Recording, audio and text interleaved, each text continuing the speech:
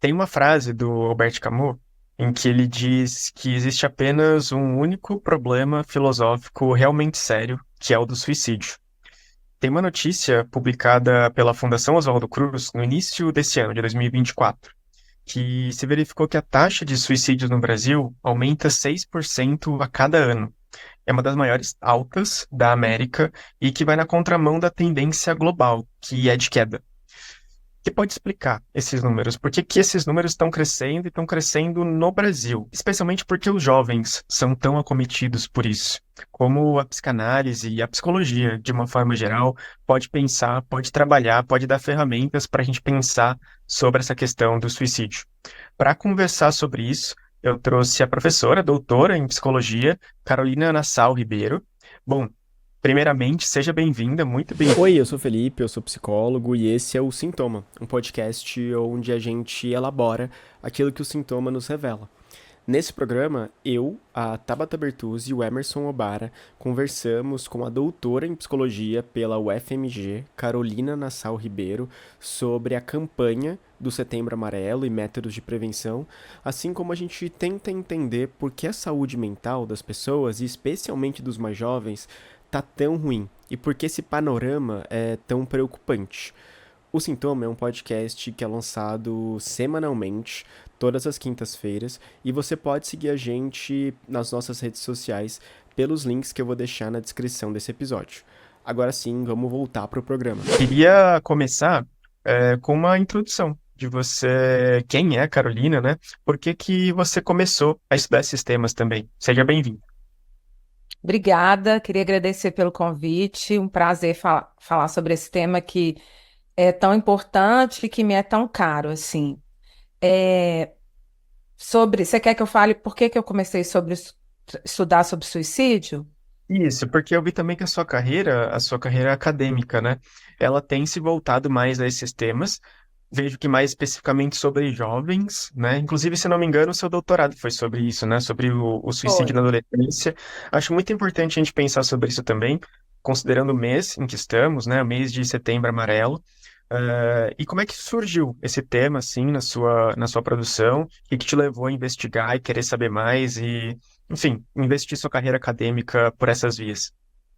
Bom, assim, o suicídio é um tema que sempre atravessou minha vida. Eu até conto um pouco isso na introdução da minha tese, porque quando eu era adolescente, eu perdi uma pessoa por suicídio e eu acho que isso deixou marcas profundas assim em mim.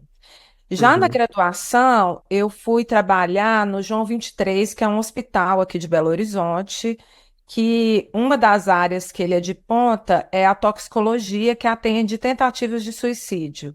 E a partir desse estágio, eu fiz um trabalho de final de curso sobre o suicídio, com a pergunta: que ato é esse?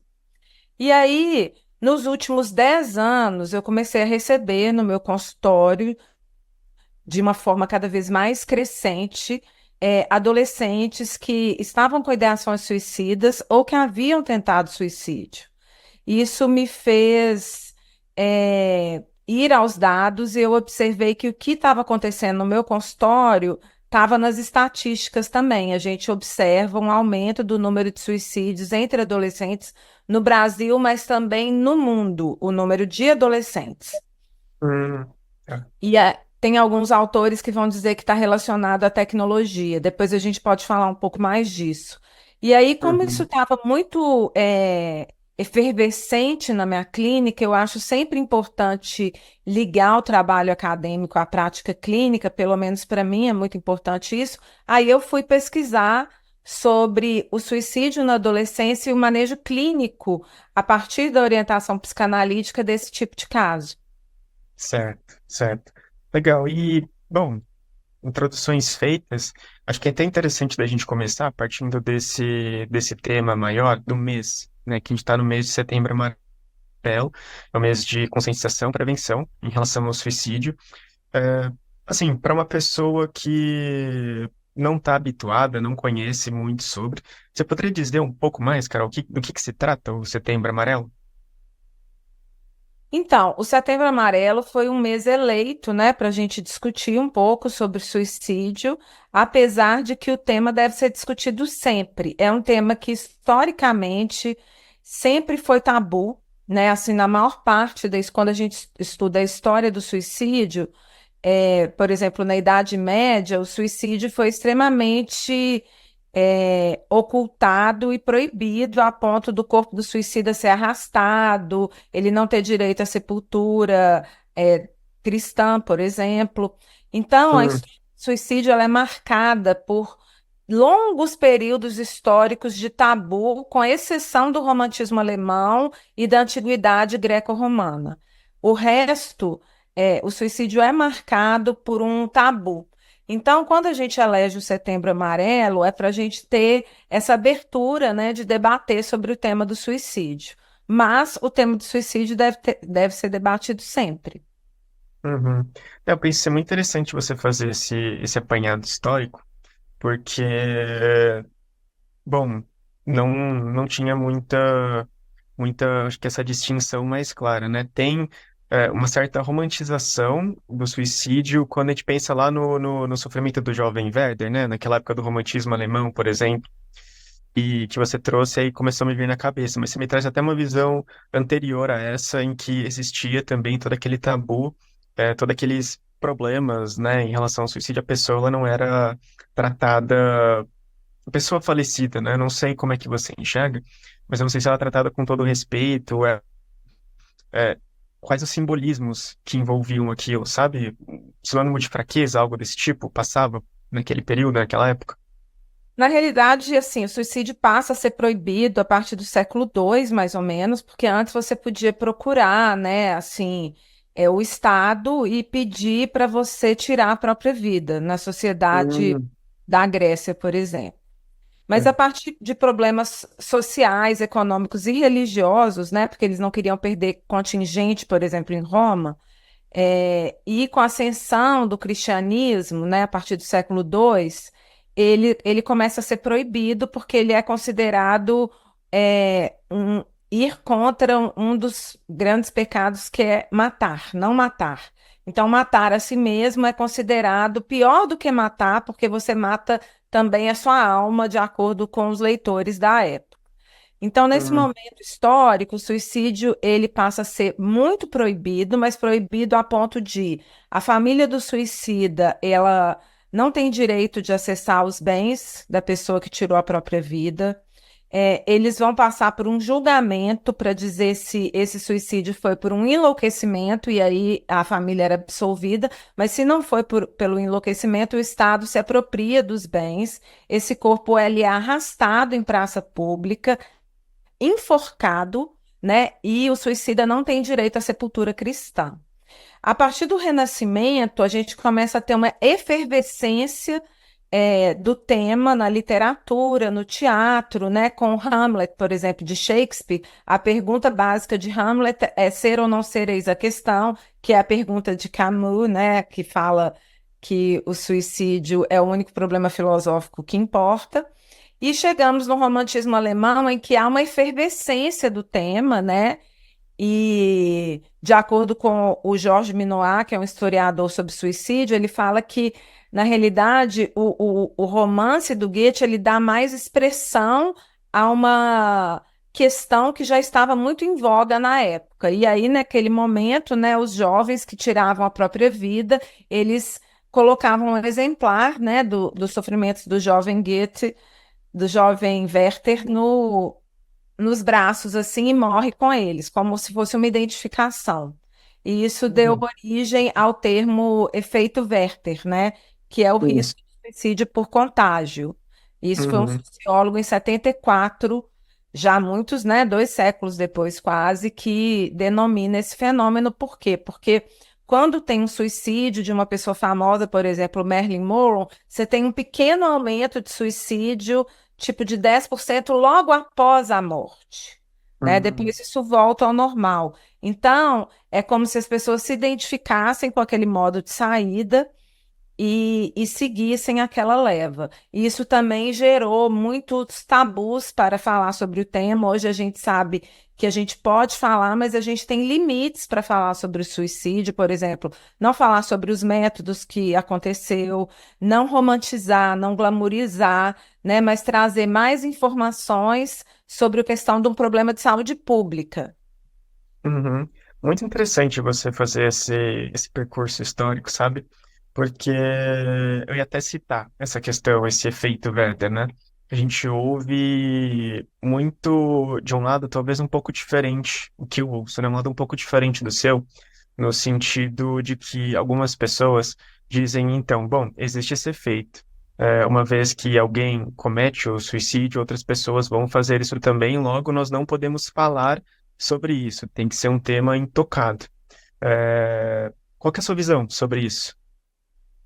Eu acho que a gente precisa falar sobre o tema, né, a partir do século XX, com a ascensão da medicina e da psiquiatria, né, no século XIX, mas assim, no século XX isso fica mais consolidado, o suicídio passa a ser considerado um problema multifatorial e multideterminado, né, com fatores de risco e fatores de proteção que acompanham os casos.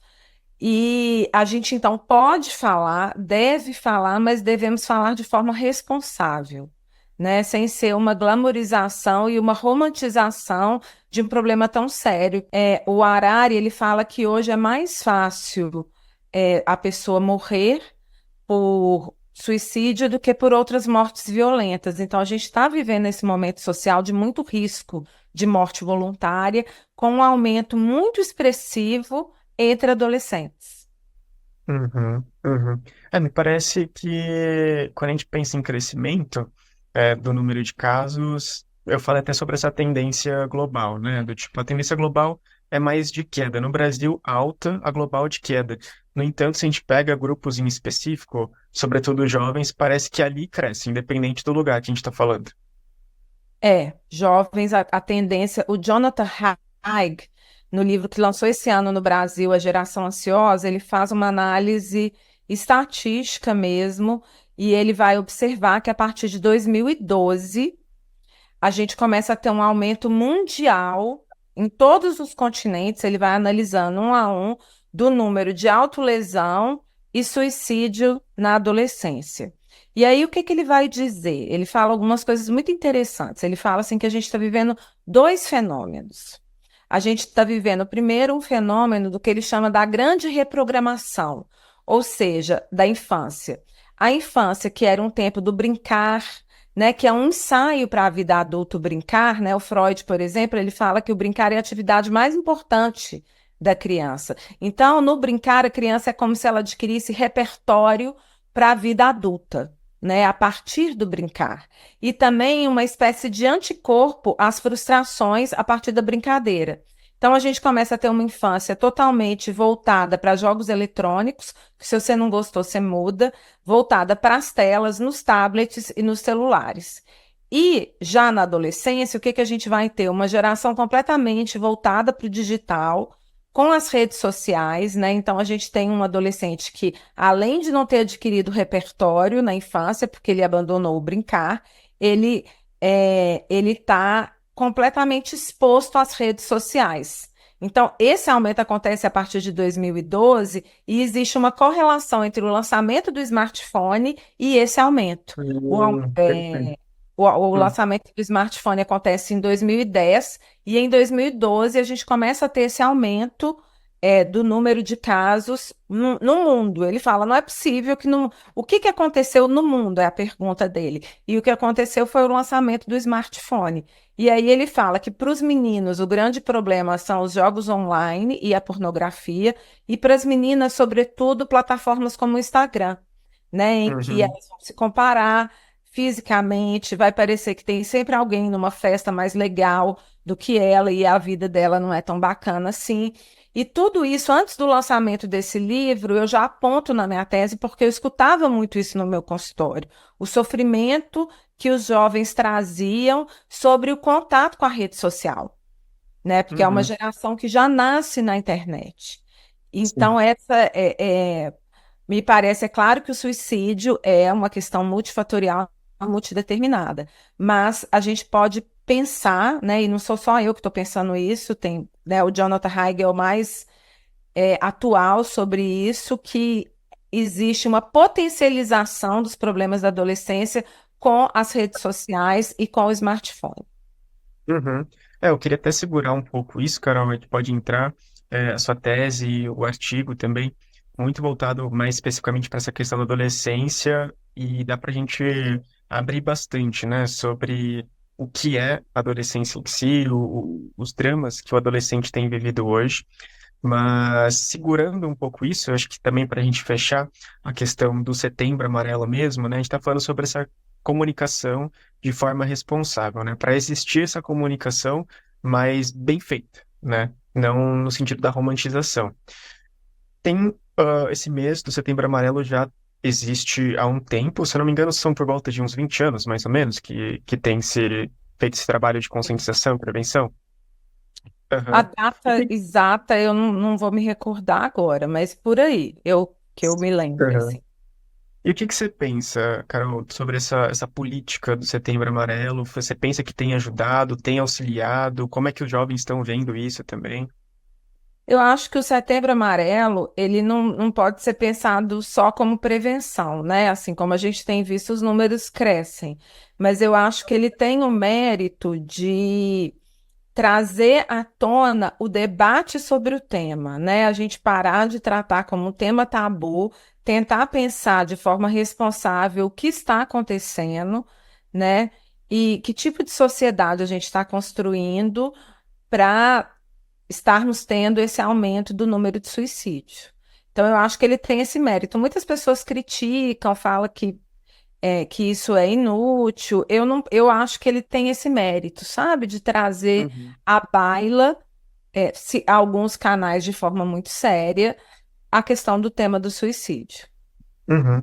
Eu comento isso porque eu vejo algumas críticas também em relação ao Setembro Amarelo, algumas do tipo, a gente não pode fazer esse trabalho de conscientização apenas no mês todo, apenas no mês, mas durante o ano todo, independente de mês ou não.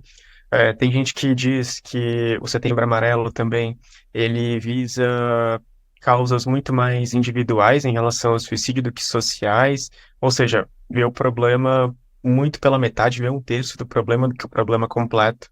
Só que quando eu penso sobre essas críticas, eu penso muito mais no sentido não de, vamos abolir o mês Setembro Amarelo, né? Mas tornar as discussões mais interessantes, né? Do tipo, bom, ok, né? A gente pode pensar sobre suicídio o ano todo. Acho que esse mês, assim, é algo muito mais publicitário, talvez. Bom, agora lá no relógio lá da rua vai ter, né? O laço ali do Setembro Amarelo. As pessoas vão se perguntar sobre. Eu vejo como meio de divulgação sobre esses debates muito interessante. Mas que o debate também ele pode avançar, né? Ele pode ser pensado de uma maneira mais profunda do que é feito. Isso com certeza, mas não no sentido de terminar de vez, bom, não vamos pensar mais sobre isso, né? Bom, você trabalha bastante durante a sua tese, os seus trabalhos, sobre a questão da adolescência, né? Eu quero pensar especificamente, né, sobre o suicídio, sobre essas questões, mais específicas da adolescência, mas uma coisa que penso eu que nem todo mundo já ouviu falar sobre essas criações, né, desses termos da adolescência, da infância, que são coisas mais recentes em termos de história humana, né? Você pode me dizer um pouco como é que foi criado esse termo da adolescência, de onde que surge a adolescência, a infância também, por que que isso é importante? Então, a adolescência, a infância surge mais ou menos no século XVII, né? Tá lá no Philippe Arrier, o nascimento da infância, né? Até então, as crianças eram tratadas como pequenos adultos, né? E Uhum, aí, só a partir do século XVII que a infância começa a ter um estatuto específico de um período de desenvolvimento diferente do adulto, né? Então, até as roupinhas começam a mudar, e aí começa a ser pensado que aquele tempo tem uma importância diferente na vida dos sujeitos. A adolescência, ela começa a surgir no final do século XVII, final do século XVIII, início do século XIX, quando as famílias mais abastadas começam a mandar os seus filhos para ampliar o tempo de formação, né? A gente está ali na Revolução Industrial, então o mercado começa a pedir profissionais formados, né, para irem para o mercado de trabalho, o início ali, né, do capitalismo, não é o início, mas é uma ascensão capitalista, então Uhum. havia uma solicitação de pessoas bem formadas. E aí, o adolescente, que ele passa a ter esse período que é chamado tempo de moratória, né, que o Erickson usa, que é um período de espera entre o fim da infância e o início da idade adulta, né? Então, é assim que começa o surgimento da adolescência, e então, esse tempo de espera para entrar na vida adulta a partir da formação das famílias mais abastadas, até que isso vai se ampliando. E sempre teve associada a noção de crise, né, que é essa questão, vem da etimologia grega crises, né, que é escolher, distinguir. Então, é um Hum, período de distinção ali também daquela pessoa, daquele sujeito, que ele vai começar a entender quem é ele para além dos pais, ele vai ter esse tempo de espera. E também, desde sempre, teve associado a uma coisa da rebeldia, é, a condutas de risco, né? E dentre elas o suicídio, né? Então, por exemplo, o romance do Werther, ele inaugura também um pouco essa ideia do suicídio relacionado à adolescência.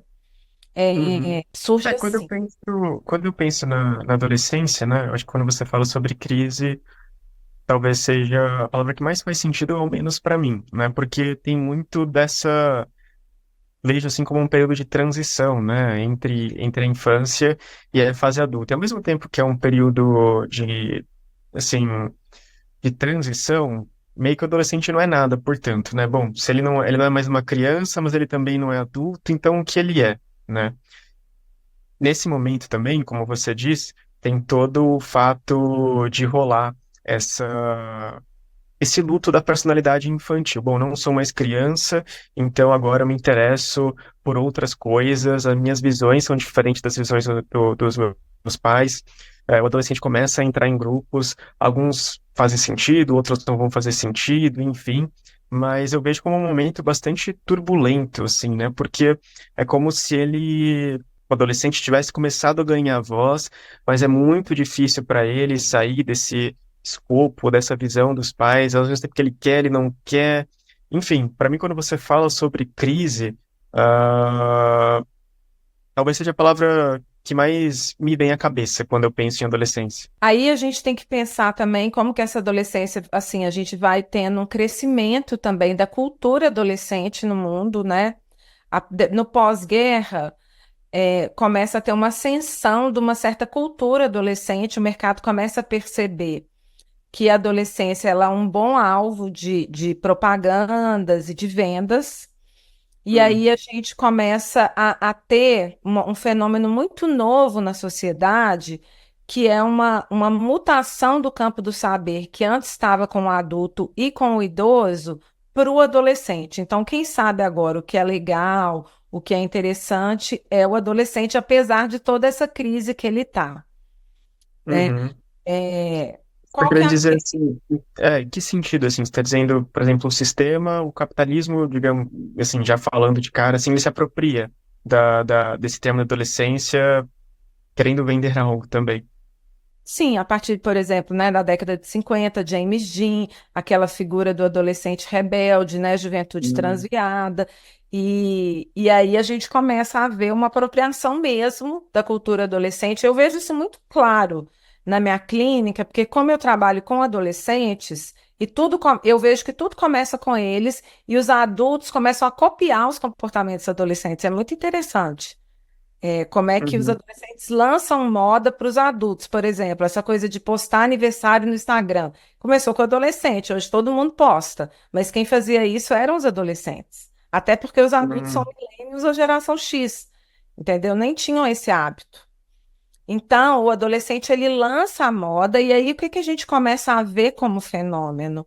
A gente começa a ver tanto uma antecipação da adolescência, né, que são os pré-adolescentes, os tweens, a partir da década de 90, e hoje isso é muito claro que as meninas de 9, 10 anos, elas são completamente cooptadas, por exemplo, no TikTok, a fazer skincare, a comprar produtos, né, de beleza com 8, 9 anos. Então é um uhum. mercado, né, já tem uma antecipação aí do processo adolescente e uma prolongação do processo adolescente para muito além de 18 anos de idade, né? Então, a gente tem que pensar que puberdade ele é um fenômeno biológico e adolescência é um fenômeno social, são muito diferentes, Uhum. que em algum momento se dialogam, mas não necessariamente a adolescência ela é colada na puberdade. Você pode explicar melhor, aproveitando sobre isso, Carol, a diferença entre a puberdade e a adolescência? Porque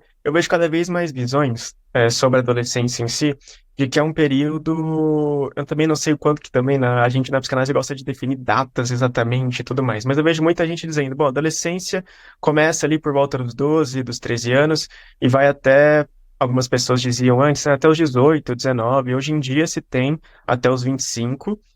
Mas tem gente que vê que vai ainda mais depois, né? Tem gente que tem 30 anos e diz que ainda está na adolescência. O que que é? O que que é a adolescência afinal? Que período que é a adolescência? Como é que a gente diferencia ela da puberdade?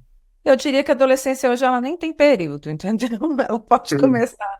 A puberdade ela é o fenômeno biológico circunscrito, né, da primeira menstruação, do nascimento dos pelos nos meninos e nas meninas, dessa explosão hormonal. Então, ou seja, a puberdade você consegue circunscrever ela no campo do tempo. Normalmente acontece entre 11 e 12 anos e vai até os 18. Isso é a puberdade, é o fenômeno biológico que acontece no corpo de mudanças muito significativas, né, hormonais, é, enfim, que acontece em qualquer ser humano, em qualquer época. Por que que a Uhum. adolescência surge no século XVIII? Porque a noção de adolescência, ela tem um atravessamento discursivo e social, né? Que é esse tempo de espera, que são fenômenos comportamentais, sociais, muito além, da questão biológica. Então, a gente vai, por Sim. exemplo, o Alexandre Stevens, que é um psicanalista, ele fala que a adolescência ela é um efeito da puberdade, assim, é uma tentativa do sujeito de lidar com a puberdade, falando em termos leigos, assim, não vou usar psicanalista. Esse Uhum. real da explosão do corpo, né, que o puber experimenta.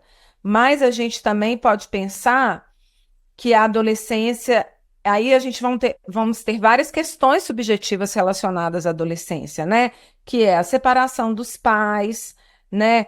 O Uhum. luto da falta no campo do outro, que a gente fala em psicanálise, né? Ou seja, você perceber que não existe uma completude, que existem coisas que faltam no campo do outro, a descoberta da sua em qual lugar você está na partilha dos sexos, né? E com o que Uhum. você se identifica, qual a sua orientação, tanto orientação de objeto amoroso, como orientação de gênero, onde você está nessa Sim. partilha. Então, todas essas questões são questões que eclodem muito na adolescência. Mas a puberdade, ela é mais o fenômeno biológico. Só que o que que a gente vê?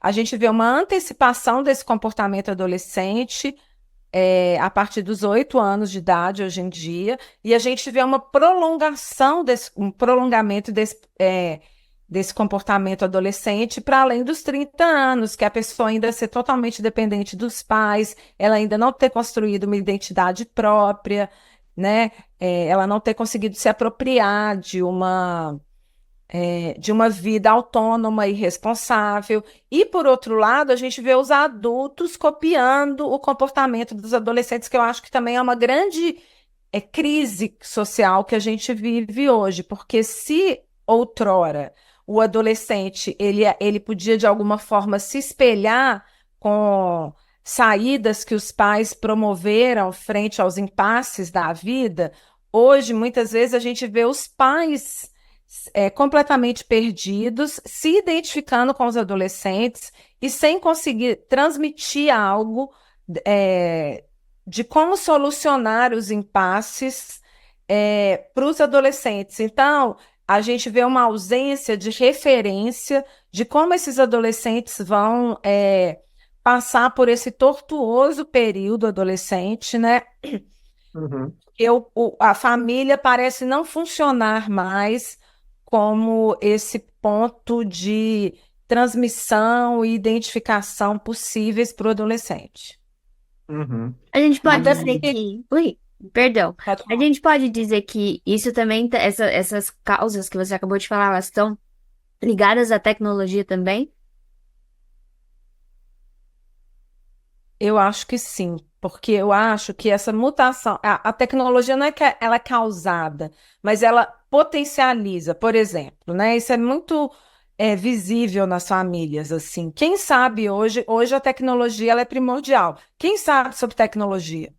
É o vovô ou é o neto? Sim. uhum. Então, quem Jovem. vai ensinar para o vovô como é que usa a tecnologia é o neto.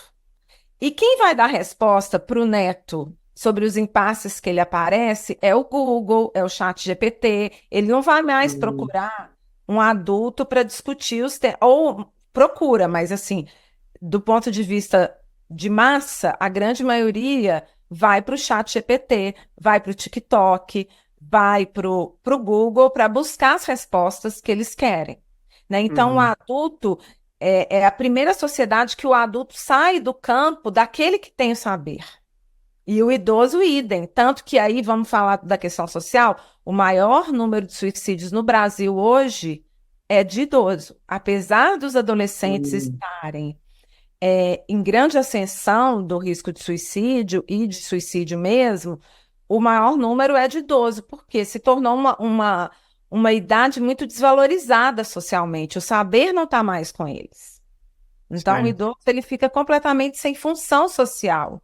E aí, se a gente for pensar, o suicídio, ele, além das causas individuais, ele é também um recorte social de como que você, eu acho uma denúncia social de como que você pode pensar a sociedade, né? Então, a gente vê, por exemplo, onde que estão os maiores índices de suicídio. Se a gente for pensar por faixa etária, entre idosos, se a gente for pensar por etnias que habitam o Brasil, os indígenas e os negros se matam mais do que a população branca.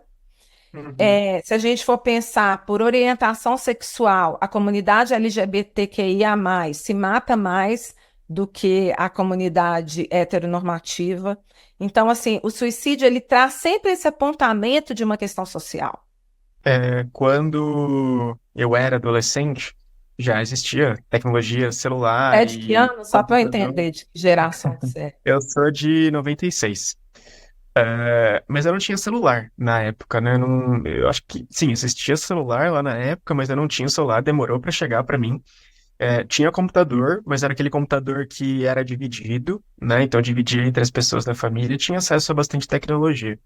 E muitas coisas eu pesquisava já desde aquela época, né? Hoje a internet ela tá muito mais avançada. Hoje você pergunta, inclusive ontem eu fui fazer uma pergunta eu liguei a função de áudio lá do chat GPT e fui tirar umas dúvidas financeiras lá com ele e fiquei conversando com a tecnologia, com a inteligência artificial, como se fosse um ser humano, sabe? Então, Tem gente muito fazendo diferente. terapia com o chat GPT, vocês estão Tem sabendo? gente fazendo terapia com chat GPT. E eu fiz um teste, inclusive, eu não fiz terapia com chat GPT, né? Mas eu perguntei lá para ele, bom, caso você fosse um psicólogo tal, de tal abordagem, de tal linha, e ele vai falando, sabe? Ele não para. E eu fico pensando nisso, Carol, né? Na tecnologia e nas comparações, né? Na minha época eu já tinha, e eu já vi que já houve essa distância em relação a essas figuras, digamos, de saber, em relação à família, à comunidade de uma forma geral, mas era menos, né? Era menos do que tem hoje. Daí eu queria entender de você, assim, quanto que isso impacta, o quanto que isso é importante do adolescente, do jovem, ter essas figuras no meio dele, não só na tela, não só no computador, não só na inteligência artificial. Eu acho assim, né? A gente, numa pesquisa lá da UFMG, porque assim, a gente está falando muito, é importante lembrar disso, das adolescências hegemônicas, né? Mas existem as adolescências contra-hegemônicas, né? Que são os adolescentes que não estão inseridos nesse padrão e que, de repente, por exemplo, os meninos do tráfico, com 13 anos, Uhum, já estão no mercado de trabalho sustentando a família, né? uhum, O mercado de trabalhos deles é a venda de drogas, então eles vão ter um papel diferente na família. Então, pensando em adolescências hegemônicas, é, eu acho assim que, e nas contra-hegemônicas também, eu acho que o adolescente ele acaba buscando é, alguém para fazer como se fosse uma alça de passagem por esse período, assim, né? uhum, Alguns encontros, às vezes não precisa ser um psicólogo, né?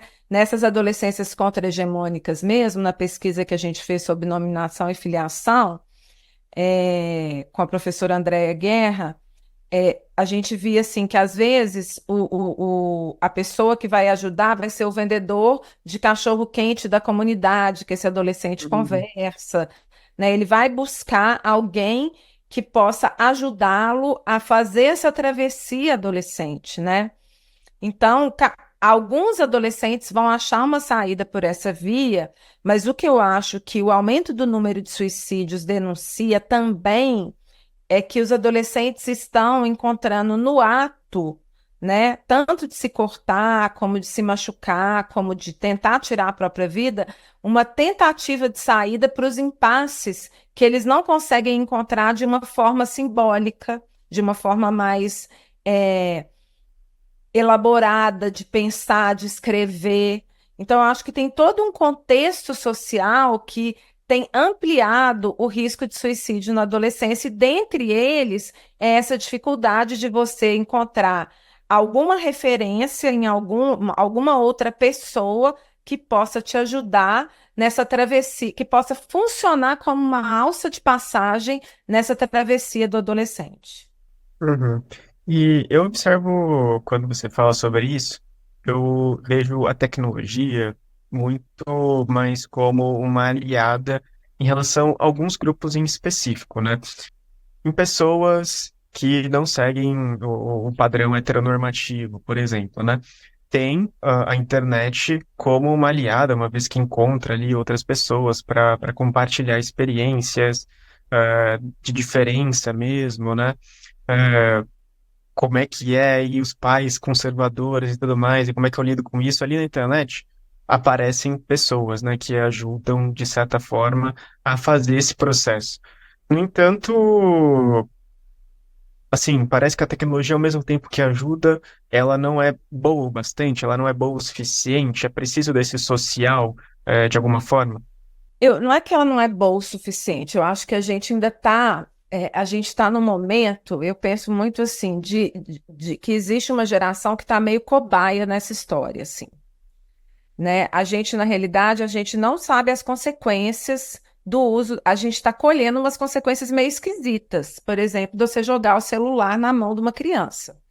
Uhum, É, então, eu acho e a internet, ela tem uma característica que ela pode ajudar mesmo pessoas a encontrarem outros sujeitos que parecem, mas quando o adolescente, por exemplo, está mal, ele também pode encontrar comunidades muito tóxicas que vão sim. potencializar o risco dele de fazerem condutas de risco. Uhum, Então, o que que eu fico pensando assim? Que a gente ainda tá, a gente tem muito que debater como usar a internet, né? uhum, Porque essa geração me parece que está sendo um pouco cobaia de um experimento meio, sabe? Assim, por exemplo, eu sou de uma geração que cigarro era uma coisa legal.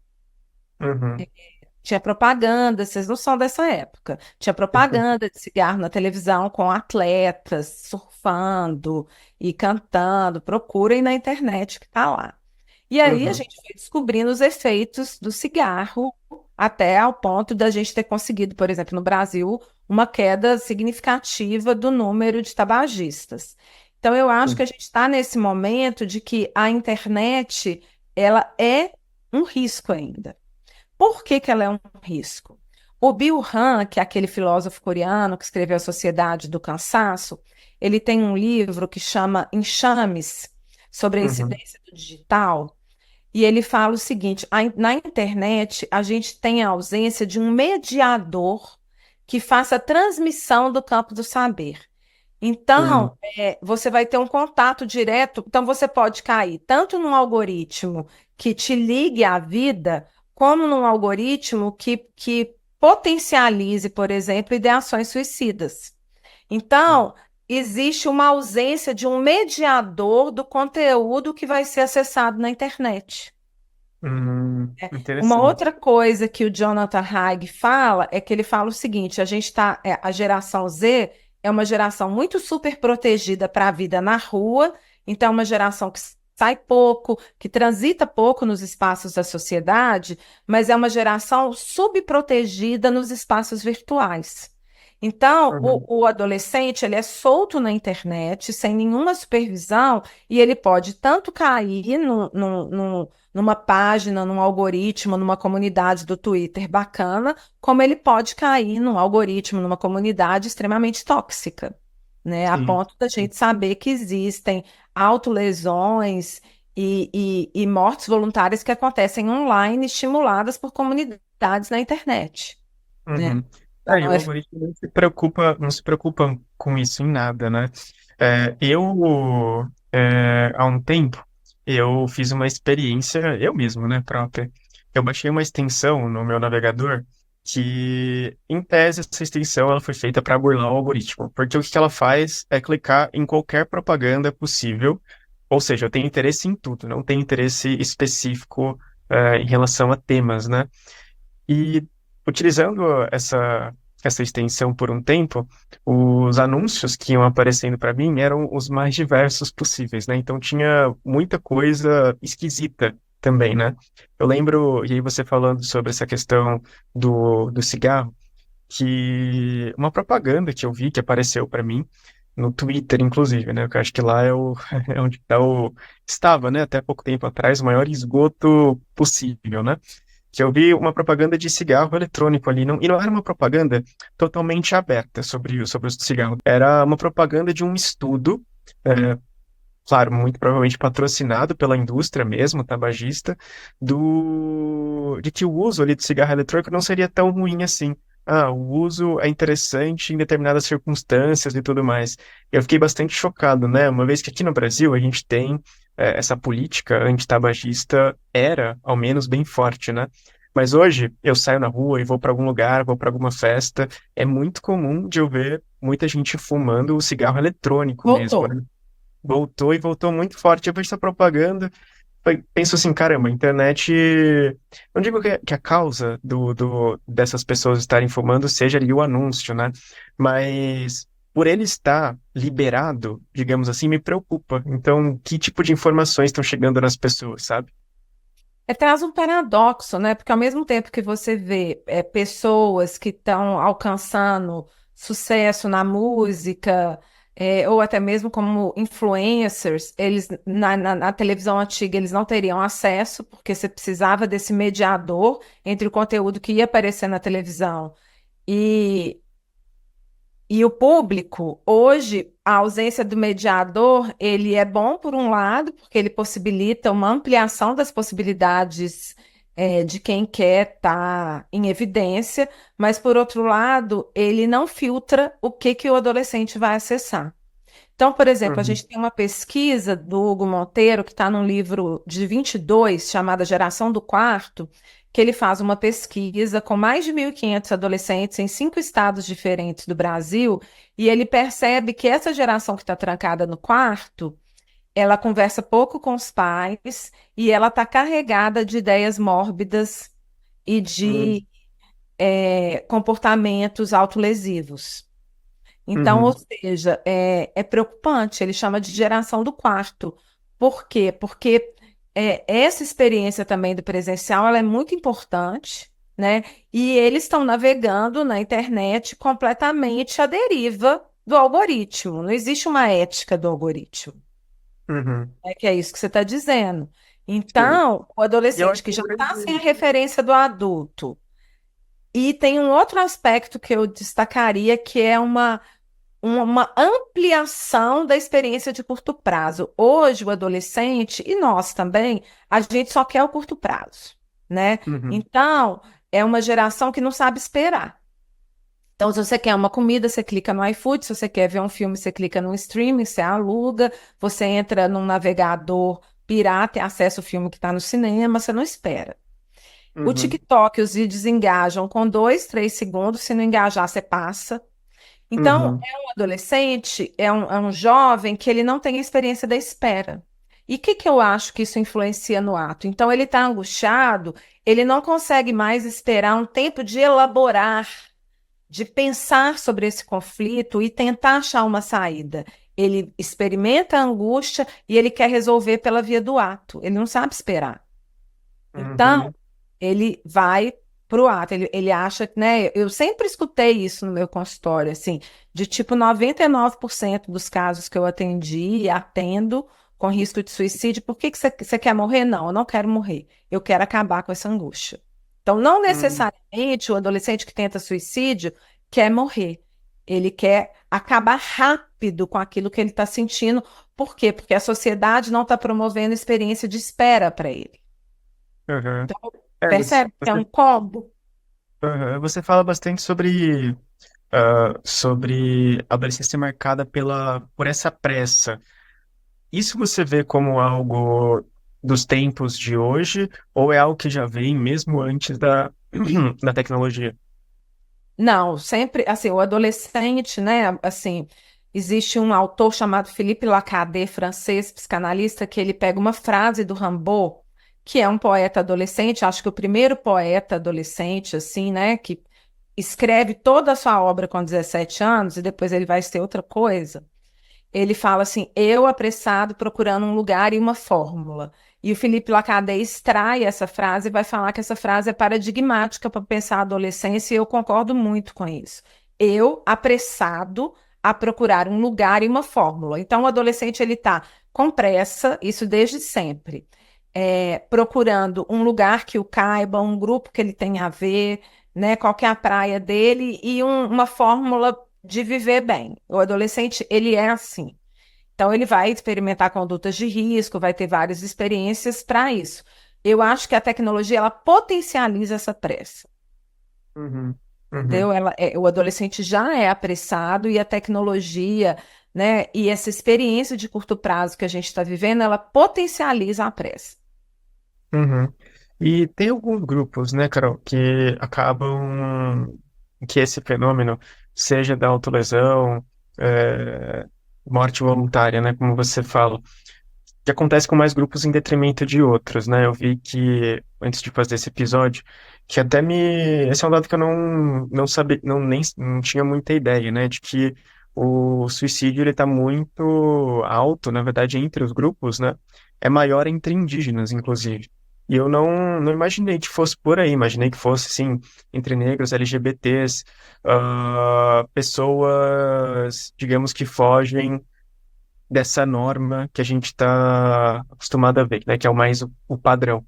No entanto, quando surge assim esses grupos que a gente nem ouve falar tanto, até talvez seja por isso também uma das causas, né, dos indígenas, queria queria entender de você em relação a esses grupos, né, onde que está esse risco, por que é maior nesses grupos também, para a gente pensar essas questões sociais que afetam essas pessoas. Bom, tem uma professora da UFMG que ela fez uma pesquisa com um grupo de Anomamis Equana, lá que o Uhum, número de adolescentes que se mata é 10 vezes maior do que o número de adolescentes brancos no Brasil. uhum, Aí ela fala algumas coisas que são muito interessantes. Ela fala assim, olha, primeiro que é muito difícil para a gente entender, porque esse grupo, ele mora ali perto da divisa com a Venezuela, você só chega de helicóptero, eles não falam português, e eles não, tipo assim, se você for menino, você não conversa com a menina, e uhum, etc. Então é bem difícil a gente alcançar os motivos, e também a gente não tem acesso à cosmovisão deles, eles têm uma cosmovisão muito diferente da nossa. Mas um aspecto, eles acham que os adolescentes que tiram a vida é porque eles tiveram contato com alguma coisa dos brancos. Então, por exemplo, se o uhum, adolescente usou um, um desodorante da nossa sociedade e aí depois ele se mata, eles entendem que foi por causa disso. Mas me parece Uhum. assim, né, fazendo uma interpretação meio selvagem, assim, que é interessante como que a nossa cultura pode estar dando para eles, isso é uma interpretação minha, uma falta de perspectiva do futuro deles, né? Hum, Então, o contato, e eles são povos exterminados também, né? Que a gente sabe que são dizimados aí, adoidado. Então, assim, sim. é difícil a gente fazer uma leitura porque a gente não tem a cosmovisão deles, né? Mas chama atenção que um grupo que é um grupo dizimado, né? Normalmente, os adolescentes estejam tirando a própria vida. Uhum. Uhum. E eu penso que a clínica, né, a clínica psicanalítica, acaba sendo uma via interessante de trabalhar, de elaborar também todo esse sofrimento, né, que aconteça de fato esse tempo de elaboração, que eu acho que é a característica mais interessante quando a gente começa a pensar sobre essas questões, né, porque o mundo fora, ele é muito demandante, né, e as coisas, o movimento, o tempo dele é muito acelerado. Enquanto que a clínica psicanalítica ela não ocorre nesse tempo capitalista em relação à produção, em relação à busca de resultados, e inclusive muita gente, eu vejo até pessoas que vêm de outras experiências, não terapêuticas em si, né, mas outros espaços de escuta, né, em que a pessoa, ela é muito requisitada em termos de resultado. Bom, você está pensando nisso aqui, mas já pensa de outra forma, já busca solução, já vê uma outra maneira de lidar com isso, enquanto que o nosso processo é um processo muito mais lentificado e quando você me diz sobre a pressa do adolescente, talvez seja justamente esse um dos caminhos, né? Não o único caminho, mas um caminho possível para a elaboração desse sofrimento, desse processo que não é demandante, que é um processo mais lentificado. E até, sim, elaborando, juntando essa pergunta também, como é que se dá a sua clínica, Carol, em relação a adolescentes, em relação ao suicídio? O que que você costuma receber? Como é que você enxerga isso tudo? Pois é, sobre isso, eu acho assim, né, que a clínica psicanalítica, ela vai na contramão desse tempo, né? Na minha pesquisa de doutorado, eu até pego uma pesquisa, mas eu pego mais para debater com a pesquisa, né? Eu não estou questionando, assim.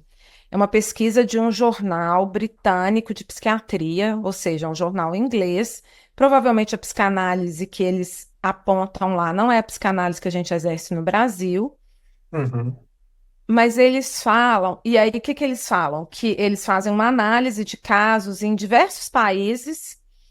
é, E eles chegam à conclusão que a psicanálise, e aí não está falando de qual orientação, ela se mostra como o método mais eficaz, é o termo da pesquisa, apesar da psicanálise não uhum, buscar essa eficácia, sim, para tratamento de tentativas de autoextermínio, porque eles vão acompanhando os casos depois, né?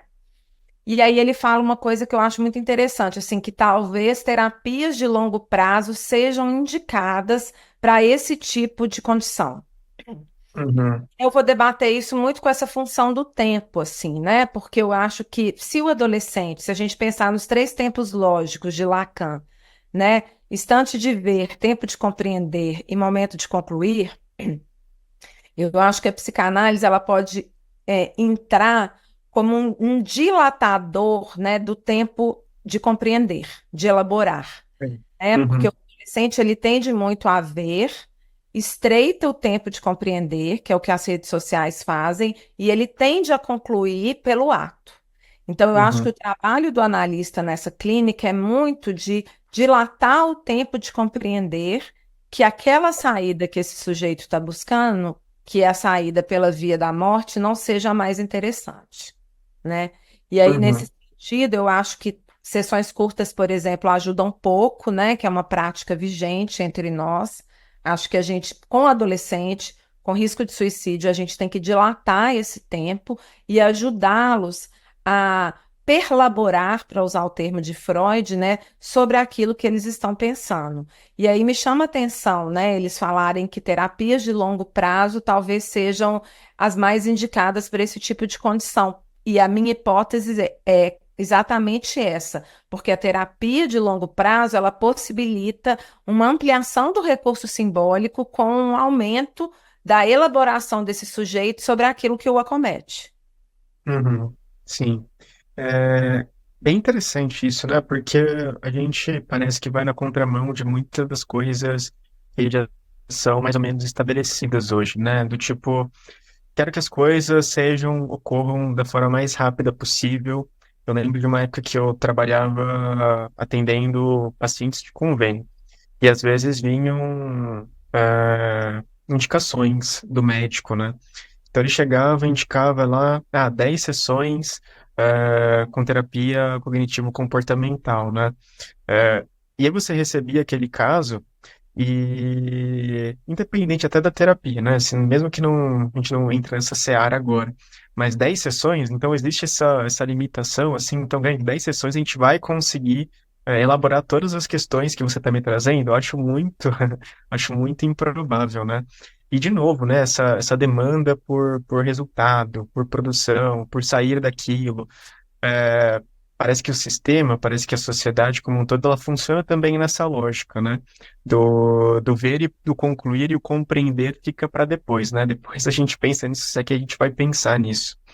Uma coisa também, Carol, que eu acho interessante da gente comentar é que estamos falando aqui sobre autoextermínio, né? No entanto, nem sempre essa via acaba acontecendo. Às vezes, o adolescente, o adulto, enfim, eu vejo isso mais comum em adolescentes, da autolesão, né, da automutilação. Queria entender um pouco sobre isso. O que que seria, nessa visão toda que a gente está compartilhando, esse fenômeno, Carol? Assim, esse fenômeno é um fenômeno novo, né? É importante lembrar, assim, um fenômeno muito que começa a acontecer dessa forma mais viral, para usar um termo contemporâneo, de uns 20 anos para cá, né? E o que que os Uhum, adolescentes eles relatam? Primeiro, uma adolescência assim que eu falo que tem uma fragilidade simbólica muito grande, né? Então, como são adolescentes muito tecnológicos, leem pouco, ficam um pouco na fossa, a música também não é uma música para elaborar conflito. Eles são adolescentes com uma fragilidade simbólica mesmo, assim. Então, eles chegam e eles falam o seguinte, que eles, na ausência de palavras, para que eles possam narrativizar aquele sofrimento, o corte vem como uma escrita no corpo daquele sofrimento. Então, é como se ele precisasse fazer uma escrita no real do corpo dele para marcar o sofrimento. E o que eles relatam é que o corte traz alívio, é como se aquela dor psíquica não encontrasse um escoamento pela via simbólica, então ela precisa de um escoamento pelo real do corpo. Isso por um lado. uhum, E por outro, o efeito de contágio, né? Também é muito significativo, porque aí uma menina da sala X começa a se cortar, vai no banheiro e se corta da escola, e a outra que está angustiada acha que essa pode ser uma saída possível. E aí, de repente, uhum. tem 10 meninas se cortando na sala. Então, eu acho que tem tanto essa fragilidade simbólica de encontrar um canal de escoamento para a dor psíquica, como um efeito de contágio. Sei. E é um fenômeno novo, então. O que você É um quis dizer? fenômeno que tem uns Quanto 20 anos, assim. é que eu vi algumas. é, Claro, aí entra muito no campo da interpretação também, né? O Van Gogh, quando ele chega e corta ali uma A parte gente da via orelha isso na dele. psicose, né? Aham. Existia muito cortar-se como uma tentativa de fazer um corpo na psicose. Mas esse Hum, cortar epidêmico adolescente, isso é novo. tá. Tá. Interessante. E aí, quando você me fala assim, uma tentativa de escoamento que acaba se direcionando, né, ao corpo, dá para a gente interpretar também como uma tentativa de cura, de simbolização, claro que não é a mais adequada, mas dá para ver por essa via? Sim, é uma tentativa de fazer uma escrita dessa dor, né? Uhum, De fazer uma marca desse sofrimento, assim. Mas uhum, eles falam que meio que vicia, alguns adolescentes falam isso, que vicia. e meio que não resolve, né? Você falou muito Hum. sobre essa questão de é, essa ausência, né, dessa coisa do sofrimento, né? Você colocou muita música, né? Não tem muitas músicas para ficar na fossa, né? Não tem essas coisas que talvez vá ajudar a demarcar isso, então eles vão por essa via. Eu achei até contraditório, porque usando a tecnologia que a gente estava falando, né? A gente tá cheio dessas. Deveria, né? Também, eu penso assim, né? Quantas coisas não tem aí? A música tá aí, a arte tá aí, né? Tá tudo à disposição, né? Mas ao mesmo tempo, não é isso que acontece, né? Isso se afastou demais. Fiquei até que aqui me perguntando por que que será, né? Por que isso acontece dessa forma? Os adolescentes que vão ter acesso a uma música de uma outra época, eles são adolescentes com perfis muito específicos, né? Adolescente funciona muito em grupo. E Hum, em grupo, o que que rola, assim? Funk, né? Uhum. E o funk, sem nenhum tipo de preconceito, a música é uma música que é do ato, ela não ajuda a elaborar. Uhum. Por exemplo, tem uma música que eu gosto de falar que também eles não gostam de emocionar, né? Então é tudo pela via do ato, que aí eles falam assim, é, que se você emocionar vai ser ruim, e o que importa é o ploc-ploc no colchão, né? Hum. Então o adolescente fala assim, e o adolescente ele vive isso. Então ele emocionou, por exemplo, não tá bom ele emocionar. Então, ele não vai elaborar aquilo como uma musiquinha que narrativa o sofrimento de quem emocionou, entendeu? A saída é pela via do ato, Uhum. entendi. né? Você sabe que bandido não tem sentimento, não. Então, as músicas, as letras, eu gosto muito de escutar música funk, assim. Eu acho a batida até gostosa, mas as letras me dizem muito, assim, como que os adolescentes, como que a letra da música é tudo pela via do ato e nada Uhum. de elaboração simbólica. Interessantíssimo isso. Eu, eu particularmente gosto bastante de música. Quando você faz essas intersecções, é interessante. Não tinha parado para pensar essa questão da via do ato em si, né? Sobre não ter essa elaboração mesmo na letra, né? Não ter o sentimento ali, não se emociona. é, Acaba indo mais pro sexo em si, né? Exatamente. Não que seja um problema também, mas só isso acaba sendo experiências mais. Não sei, eu acho que não suficientes o bastante. E pouco simbólicas, né? Pouco Aham. simbólicas, com pouco recurso para você elaborar os seus conflitos psíquicos, né? Uhum. Então, isso vai te dando um pouco recurso para você pensar. Aí eles aí escutam também assim, né? Aí tem os que vão para Billie Eilish, e aí encontram ali alguma ancoragem para Taylor Swift. Mas Uhum. assim, o grosso é funk. Sei, sei. E até aproveitando, puxando isso, Carol, pra gente falar sobre mídia, até sobre o seu artigo em específico que eu li, que você fala sobre suicídio fazendo uma conversa ali com a série 30 Reasons Why, Os 13 Porquês da Netflix, que foi uma série que lá na época que saiu, muito falada, muitíssimo falada, todo mundo viu.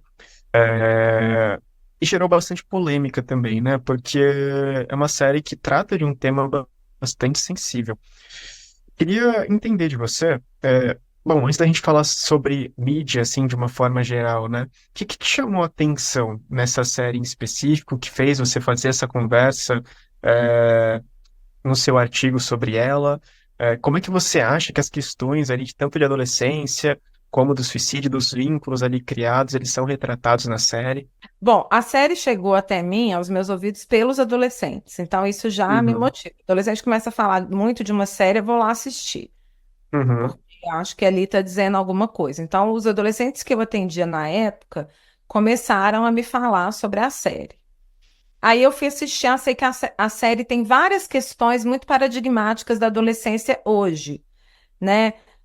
Que é a questão da espetacularização da vida, né? Tudo vira viral, né? Por exemplo, uma cena uhum, que eu acho muito paradigmática que é quando a menina desce do escorregador e aí aparece a calcinha dela, e aí o menino tira uma foto, espalha para os amigos, e é aquilo que tinha sido um primeiro beijo inicial vira um sexo na pracinha que ela supostamente teria feito com o menino. Então, essa Hum, coisa das fotos, dos nudes, como é que isso viraliza, como é que isso espalha e deixa o adolescente muito sem saída, né? Porque tá tudo muito exposto, é, tudo muito viralizado. Então, eu acho isso um grande problema, né? A questão também do bullying virtual, que é uma coisa que acontece muito, dos cancelamentos. Então, eu acho que a série traz esses elementos para pensar a adolescência contemporânea. uhum. É, eu acho que ela traz elementos para pensar também a questão da não escuta, né? Porque ela denuncia, eu não sei se no artigo eu falo disso, mas na minha tese eu aponto mais, assim, ela fala em Sim, 2 ou 3 momentos, assim, que ela tem uma dinâmica, acho que no artigo eu não falo isso não, tem uma dinâmica sim. na sala que ela fala, estou pensando sobre suicídio, e ninguém escuta, a escola não escuta, os Hum, colegas não querem saber, falam que é para aparecer. Então, assim, eu acho que fala muito do tratamento social que se dá a quem tem ideação suicida. E o que eu acho mais paradigmático no caso é o atendimento que se faz à menina quando ela procura o conselheiro da escola, eu ia né? até falar isso. Eu ia falar que talvez essa questão do que você citou antes, você não falou, mas o que me chamou a atenção, o que você escreve lá, foi esse conselheiro lá, a pessoa, o profissional da saúde, não sei o que ele é exatamente ali na escola, que ele não tem uma escuta tão ativa num momento muito crucial ali pro desenrolar, pro que ela vai fazer depois. Porque o que eu discuto hoje em dia muito nos lugares que eu vou falar é assim, né? Porque que eu vou chegar no acompanhamento do conselheiro. É assim, o que que um psicólogo faz quando chega uma pessoa no consultório dele querendo tirar a própria vida? Hum, Né? Que é o que acontece lá. E isso é uma coisa muito pouco debatida, talvez esteja sendo agora. Eu tenho falado disso em muitas universidades, mas no meu curso de psicologia, por exemplo, eu nunca tinha escutado ninguém falar o que que se faz quando você recebe um sujeito com ideação suicida no seu consultório. hum, E ali ele então está recebendo uma adolescente com ideação suicida clara. Aí, assim, eu já apresentei esse videozinho em vários lugares e algumas pessoas acham que é claro, outras pessoas acham que é não. Mas eu acho que ela dá várias pistas. Ela fala que quer que a vida dela pare, que ela está hum, atrapalhando os outros, que ela não tem amigos. Então, ela vai deixando pistas que tem uma ideia suicida ali. E aí, o cara até vai escutando bem, e aí, na hora que ela fala da questão do abuso que ela havia sofrido, eu acho que tem uma virada na escuta dele, porque ele parece se aterrorizar quando esse real do sexo aparece, né? E aí ele começa a querer que ela entre num protocolo que a escola faz, né? Se houve tentativa de abuso. Então, ela denunciaria, e aí ele coloca um checkmate nela, né? Ou você denuncia, ou você segue em frente. Ou seja, hum, a menina já está com uma tendência ao ato. Em vez dele hum. dilatar o tempo de elaboração dela, ele coloca ela para concluir. Sim. Ele coloca ela assim, ó, ou você faz isso ou você faz aquilo, né? Então tem Uhum. vários problemas nessa escuta aí. Primeiro que ele não escuta, né? Na hora que ela começa a falar disso, ele angustia e ele quer trazer para um protocolo esse problema e a gente vive isso, né? Assim, quem trabalha em posto de saúde, tem que atender 20 pessoas na manhã. A pessoa fala, poxa, eu tô querendo pensar, tô pensando em me matar, e você vai atender ela em 15 minutos? Uhum. Vai mandar embora?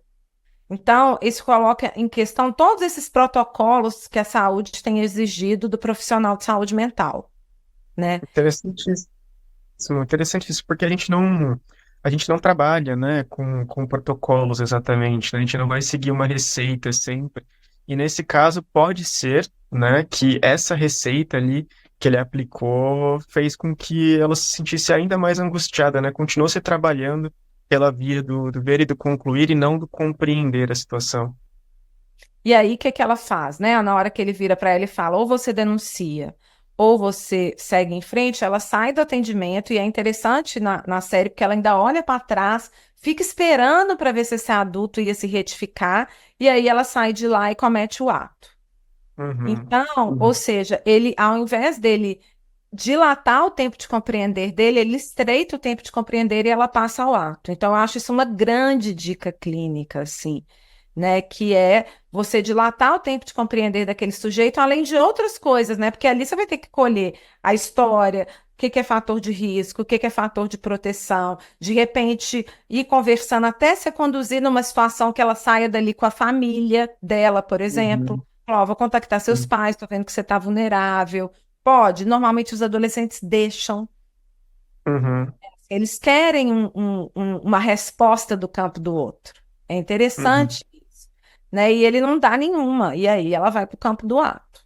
Mas uma E coisa, parte uma muito da crítica. minha experiência clínica também, porque eu já tive situações ainda muito jovem de trabalhar em serviço público, por exemplo, e chegar numa época, né? Eu sou geração X, que é, que a gente não estava tão engessado pela questão do tempo, de eu ficar 4 horas com uma pessoa, não, que era o meu tempo de trabalho no posto de saúde com uma paciente. E ela sai dali Uhum. encaminhada, sem ideação suicida, e, e, e já vai para o médico, já vai para o, sabe, com uma equipe formada, com a família. Então, assim, isso eu fiz muito intuitivamente, mas hoje eu entendo o que que eu fiz, que era você dilatar o tempo de compreender, montar uma rede de apoio para esse sujeito não sair dali desamparado.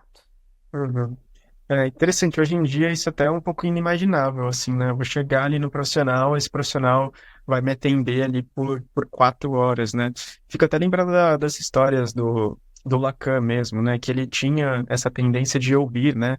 Muitos pacientes com ideação suicida, e o Lacan também tem essa fama, os cortes na sessão, sessões mais curtas, mas ele sempre estava ali disponível, né? De certa forma, quem quisesse estivesse ali muito angustiado e batesse ali na porta do consultório dele, ele estaria disponível para ouvir aquele sofrimento, né?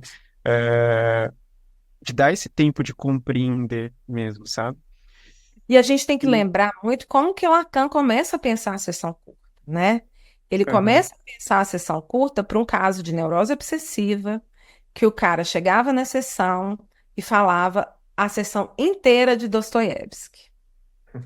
E aí chegava, obsessivo faz muito isso, né? E aí chega no, tipo, 3 minutos finais da sessão e fala, mas você tem uma questão? Aí ele fala dele. E aí o Lacan começou a sacar que se ele cortasse a sessão desse sujeito que, por estrutura, tem uma tendência a dilatar o tempo de compreender e nunca concluir, que é a coisa do obsessivo, que se ele cortasse a sessão, ele tinha mais acesso às fantasias inconscientes desse cara. Só que Uhum. aí a gente virou uma prática como se fosse uma prática cotidiana para todos os sujeitos que são curtas, mas ele começa a pensar isso a partir de um caso de neurose obsessiva, Sim, sim. né? É, acho Então que é é importante outro também modo de desmistificar. funcionamento. Porque às vezes as pessoas chegam, sei lá, a pessoa tem um receio, vou falar 5 minutos, vai mandar embora, e não é bem assim, né? Tem que olhar o caso a caso. Inclusive até considerando a Sempre sua tem que ser prática, né? lógico, mesmo, Aham. e levar em consideração caso a caso. Mas infelizmente a gente sabe que houve ou há uma prática meio automática de tempo curto, né? Que vai Uhum. muito a favor do mercado também, né? Então, eu acho Sim. que o analista ele tem que ser bem ético para saber quando e como usar o tempo curto. E sabe, Carol, acho que até pra gente fechar essa porta em relação a essa série em si. Na época que eu assisti, rolou muita crítica em relação a ela, porque é muito explícito o que se mostra ali no capítulo final. Se eu não me engano, essa série foi editada depois e cortaram essa cena. Mas rolou bastante discussão da série também ser aquilo do efeito Werther, né? De servir como um contágio. Como é que você enxerga isso em relação a essa série em específico? E, olha, depois da série feita, né, eu já achei uma pesquisa que fala que teve um aumentozinho de suicídio naquela época. Igual Uhum. quando né? Esse efeito de contágio, sim, um aumento ali de 10%, logo depois isso passa. Mas eu gosto do tema da série, eu gosto do jeito que a série aborda, mas eu acho que, como estão em todos os manuais em que a gente vai falar de suicídio, eu acho que eles explicitarem o método e o jeito que ela faz, eu acho um equívoco, eu acho que eles erraram, tanto que eles depois retiram, Aham, né? E aham. eles não avisam o tempo todo que a série é para ser assistida com alguém, que é para ser debatida, então só que faltou esse cuidado. Uhum. E até puxando isso também, né? Pensando na comunicação que a gente vê hoje nas mídias, né? Estamos no mês de Setembro Amarelo novamente, né? Novamente citando. Como é que você vê essa comunicação a respeito do suicídio? Como é que está sendo retratado na mídia? Se você vê de uma forma positiva ou nem tanto assim? Como é que você enxerga isso hoje? Ah, eu acho que melhorou muito. Acho que hoje em dia as pessoas têm tido bastante cuidado, pelo menos o algoritmo que eu tô, as pessoas estão tendo muito cuidado para abordar o tema. Eu não sei se isso é generalizado, porque hoje a gente vive em bolhas, né? Mas Aham. eu acho assim que há uma cautela maior para se falar sobre o tema. Já aconteceu de eu falar isso, fazer uma conversação numa universidade e as pessoas começarem a explicitar coisas que eu achava inadequadas, e aí eu disse, falar, olha, para a gente abordar esse tema, a gente não pode falar assim, a gente tem que evitar falar sobre métodos, evitar uma certa glamorização, né? Assim, trazer mais para o campo da saúde, porque as pessoas tem uma tendência ao fascínio, né? Então, esse fascínio tem que cortar. Então, eu acho que Uhum. tem melhorado o jeito de abordar, sim. Pelo menos no algoritmo que eu tô. Sim. Eu acho que tem algoritmos e algoritmos, né? Uma coisa que eu acho interessante é quando eu tô numa rede social e às vezes eu pesquiso, né? A gente é profissional, pesquisa sobre palavras-chave ali, né? Suicídio, por exemplo, entre uma dessas palavras. A depender da rede social que você tá, aparece ali um disclaimerzinho, né? Aparece um pop-up ali, você tá precisando de ajuda? Diz que 188, ou entre no site do CVV, procure um profissional, e os posts, eles são filtrados, né? Você não, mesmo que exista, acho que incentivos, coisas negativas relacionadas, uma comunicação negativa relacionada ao suicídio, algumas redes sociais fazem esse filtro, outras não, né? O Twitter, por exemplo, você pesquisa lá e é tudo muito explícito, não tem filtro nenhum. Acho que antes até existia, mas hoje em dia não tem mais, né? Hoje em dia você pesquisa ali e aparece de tudo. Eu É, discordo, né? Que é uma rede que os adolescentes usam muito. uhum, sim, sim.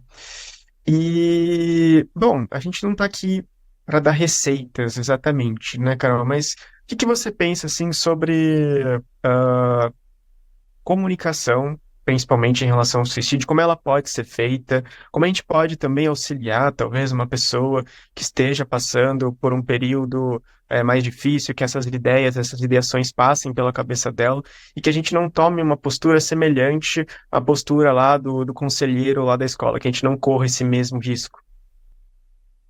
Mas aí você está falando no atendimento clínico ou na vida Eu acho que cotidiana? de uma forma geral, na vida cotidiana mesmo. E eu acho que depende da pessoa, assim, né? Tem gente que não suporta muito escutar sobre esse tema. E eu indico, né, que a pessoa encaminhe. O CVV, por exemplo, tem uma função muito legal, que é muito o que eu penso na minha tese. Na medida em que o cara fica lá conversando com a pessoa com ideação suicida, e eles conversam horas sem julgamento, ela está dilatando o tempo de compreender dele, né? Uhum, Então, eu acho que o CVV é um caminho, assim, um acesso rápido, fácil, bacana, com profissionais bem treinados para acolher. Ainda que não sejam psicólogos, eles têm essa via do não julgamento, né? E eu acho que quando a pessoa não suporta escutar, encaminhar. E se você suporta escutar, primeiro escutar e ajudá-lo a buscar ajuda nos locais certos, né? É, e quanto a nós psicólogos, eu acho que a gente tem que levar meio a palavra do sujeito a sério, né? E não ficar naquela coisa assim, bobagem, escutar, tentar linkar com fatores de risco, fatores de proteção, a situação em que esse sujeito está vivendo. Se a gente achar que é um caso que tem um risco mesmo, montar uma rede de profissionais, de repente procurar um psiquiatra, encaminhá-lo, em alguns casos vai precisar entrar com medicação, acessar a família. Eu acho que rede de apoio em caso de suicídio é muito importante. Uhum, uhum, perfeito. Era essa a É, pergunta que eu queria até colocar, né? Que a gente falou, a gente falou bem pouco sobre essa questão da rede de apoio, a real importância. Eu queria entender um pouco mais disso. Qual que é essa importância? A importância da rede de apoio é você ter uma pequena comunidade que esse sujeito possa acessar quando ele estiver muito mal, né? Então, é outro jeito de você dilatar o tempo de compreender, né? Então, ele precisa de mais de um. Psicólogo também sozinho não dá conta. Então, ele precisa ter como contar com mais de uma pessoa. Então, às vezes vão ser os dois melhores amigos, às vezes vão ser os pais, às vezes a gente tem que entrar com um psiquiatra na jogada, às vezes um outro profissional da área de saúde, ou alguém que seja referência. Por quê? Para esse sujeito, antes de pensar em fazer o ato, ele ter com quem contar, né? E tirando que o sentimento de solidão, ele potencializa muito o risco de suicídio, né? Então, ter rede de apoio é fundamental, né? Para fazer uhum, esse intervalo entre a ideação e o ato. uhum. Inclusive, é algo que você cita, uma das citações que você faz no seu artigo sobre possíveis motivações para a gente ver essa tendência de alta nos tempos atuais, né? Aí você fala de alguns autores aqui, você cita o Freud, Alberti e Lacan, é isso?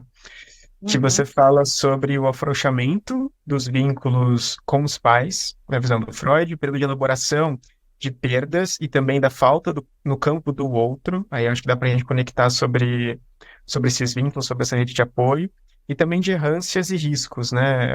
A adolescência sendo muito marcada por essas crises, apesar de que a gente se concentrou bastante falando sobre adolescência, considerando principalmente essa tendência de alta global, mas que não se restringe somente à adolescência, né? Esse é um tema que ultrapassa qualquer idade, qualquer grupo. A gente vê que acontece em mais grupos do que outros. Muitas vezes, na verdade, talvez todas as vezes, né? Influenciado por questões sociais, é, modos de reconhecimento também.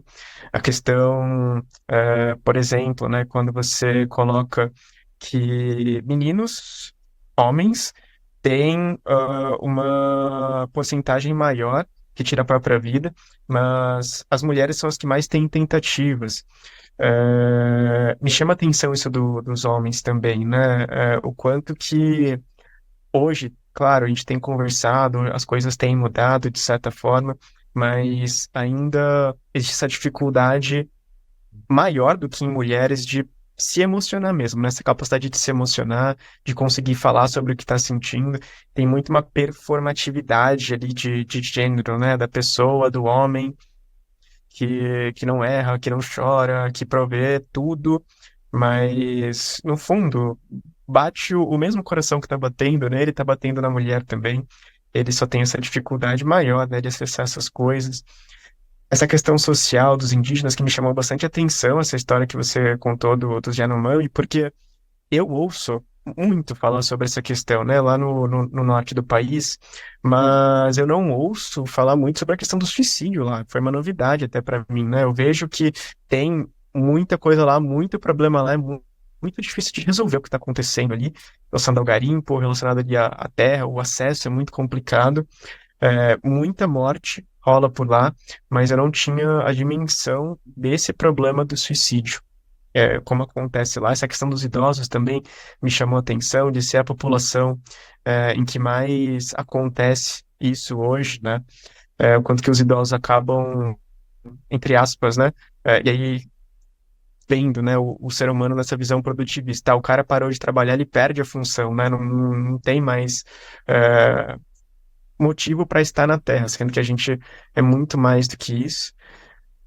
Achei muito interessante tudo isso, muita novidade aqui que você trouxe. O papo, gostei muito. Muito, muito obrigado, Carol, pela sua disponibilidade. Antes até da gente seguir para o encerramento, queria perguntar para a Tabata. que está aqui hoje. O Emerson não pôde participar. Se a Tabata tem alguma outra pergunta para fazer para Carol antes da gente seguir pro encerramento. Não, já fiz. A última pergunta que eu queria fazer já tinha feito. Legal, Podemos sim. ótimo.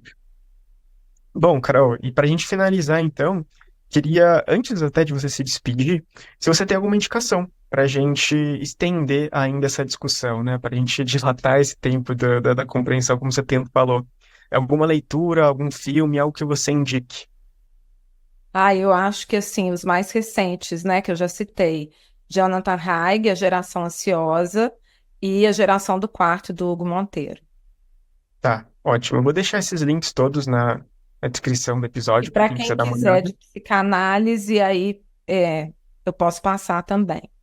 Aham. O que que você tem de psicanálise que você acha interessante? De psicanálise, assim, né? Freud, se você pegar na obra dele, digitar suicídio, você vai ver que ele fala disso durante, apesar dele não ter ele tem um artigo sobre isso, né? Que ele vai falar sobre a questão do suicídio dos adolescentes em 1910, né? Mas aí ele aponta melancolia, luto e melancolia, o problema econômico do masoquismo, o eu e o isso, todos esses textos ele vai abordar a questão do suicídio, e vale lembrar que várias pacientes de Freud, tipo Ana O, Dora, a jovem homossexual, estavam ou tentaram ou tinham ideações suicidas. E Uhum. tem uma tese de um cara aí de São Paulo, que chama Marcos Brunhali. Eu estou olhando ali Hum, para pegar o livro, só um minuto. tá. Essa tese é muito interessante, né? O Hum, suicídio do Marcos Brunhali, que ele vai abordar como é que, tanto Freud como Lacan, como é que eles pensam a questão do suicídio, né? Eu vou lançar um livro, vou fazer uma pequena propaganda opa. ano que vem sobre a minha Uhum. tese, que aí vai abordar, mas agora não está pronta ainda. E esse livro da história do suicídio também, que é muito legal, do Georges Minoat, que é um historiador francês. Perfeito, perfeito. Ok, Muito legal. isso é o que. Ó, a Cira escutou. Muito legal, Carol. Gostei bastante. E se a gente quiser te encontrar, saber mais sobre você, você tem alguma rede social, algo, enfim, algum meio de divulgação? Eu tento colocar algumas coisas dentro do que a minha geração permite, a idade, no meu Instagram, @carolnassau. Ótimo, ótimo. Muito obrigado, Carol, pela participação. Gostei bastante. Muito E a obrigada gente pelo se vê. convite, eu adorei participar. Até a próxima.